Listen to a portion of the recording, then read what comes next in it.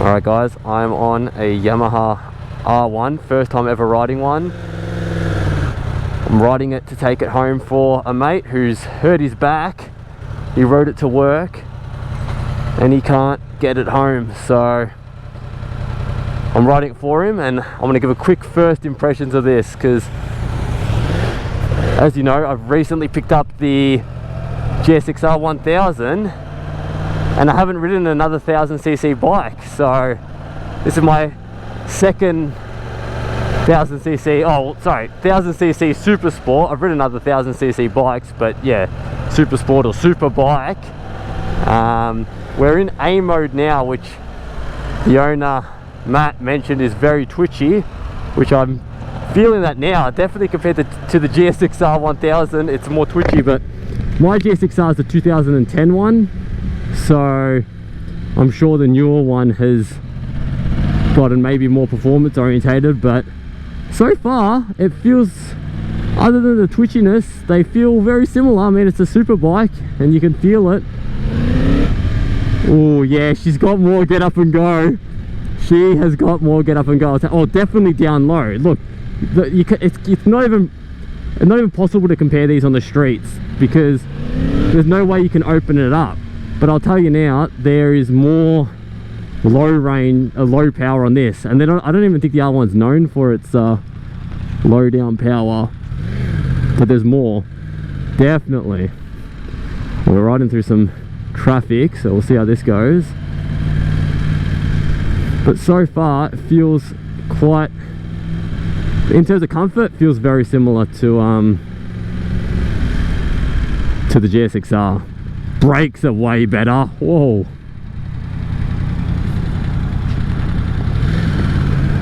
Alright, we're getting on the freeway now.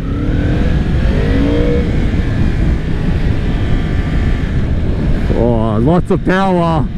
Lots of power. But again, not 1000cc is 1000cc, like, and you can't test it on the road. They both feel powerful. What else can I say? It definitely feels like a narrower bike. Alright, it's definitely more narrow. Feel like I've described the GSXR 1000 as feeling like a missile. If the GSXR 1000 is a bloody tomahawk, then this is some freaking next gen that we don't even know about, because it feels awesome. Now again, it's not my bike as well, so I'm not being stupid or silly on it. Not that I ride my bike like an idiot on the road. So this is just my first thoughts about riding the R1 as a road bike. Even if you had to commute on it, like, this is pretty much the route that you would take to commute on. So yeah. Oh, I've been using the clutch. I just realized it's got a quick shifter. Oh, quick shifters are so cool. So it's got down quick shifting. Let's see how that feels like. Oh, that is awesome.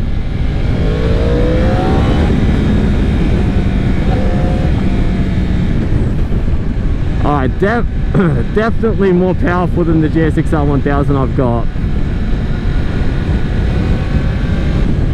There's all these, I don't want to look down, but there's all these freaking electronics. I have no idea what they are. It looks like there's something to do with rider bias or something. I see like a blue indicator showing something on the front, and then I haven't seen it on the rear yet. I don't know what that means, but this bike's got everything: anti-wheelie, ABS, traction control. My GSXR's just got rider modes, that's it. So it's nice to know that you've got all of these electronics, honestly. Like, they do nothing but make it more safer and probably more performance orientated. So yeah. And what's crazy, look at that, there's I don't know what Ferrari that is. I don't keep up with supercars these days, but it's crazy to think that this bike is friggin' 1% the cost of that thing, but this would clean it up. Alright, so now that we've been on the road for a little bit, I will say the seat on the GSXR 1000 so much better. actually feels like a cushioned seat, whereas this feels like a plank of wood. Like there is zero, absolutely zero cushioning. So you may as well, yeah, just have a plank of wood or something that's even lighter, because there's just nothing there. I also feel like my knees and just everything are closer to the handlebars, and therefore in a little bit more of a tuck.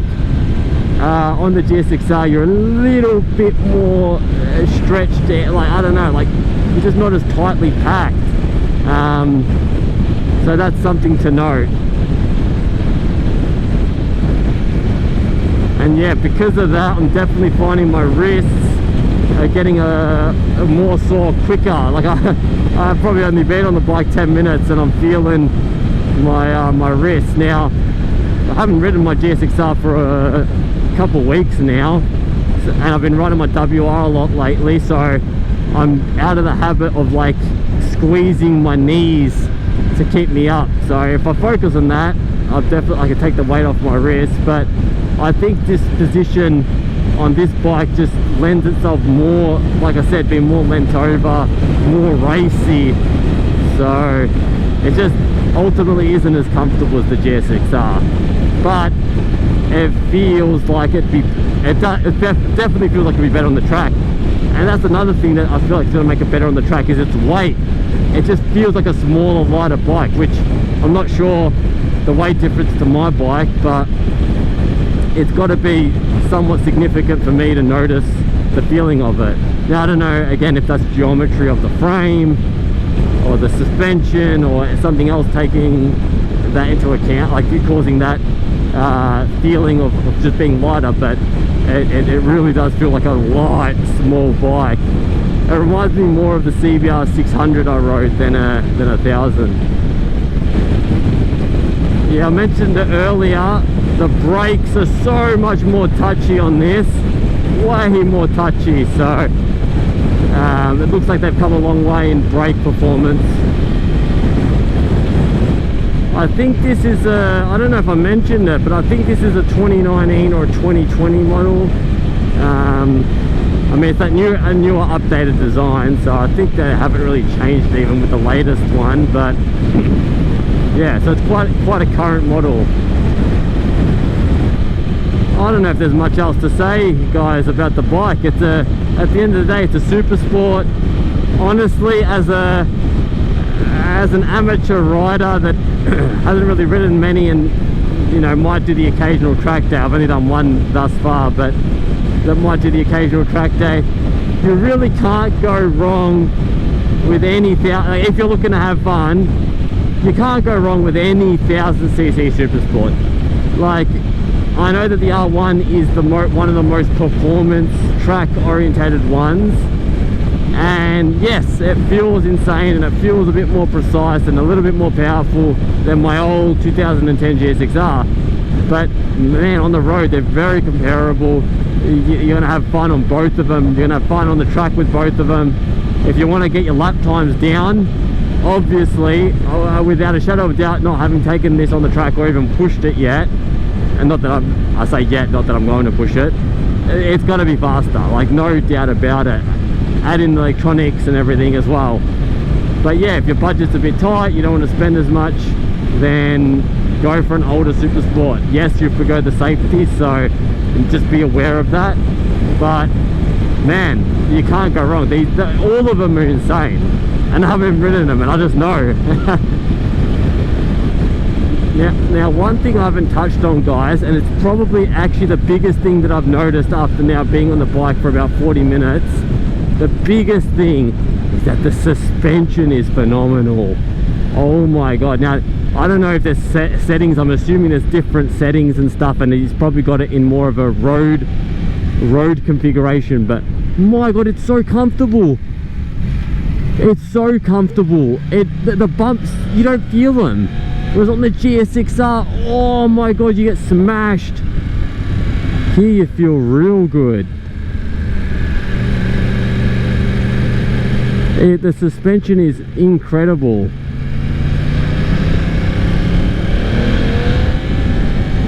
it I don't know what it is, but it feels like you're on a cloud. Like you don't feel the bumps at all. And like I said on the GSR, boom, boom, boom, oh, you don't feel good at all. Oh, brakes are nice.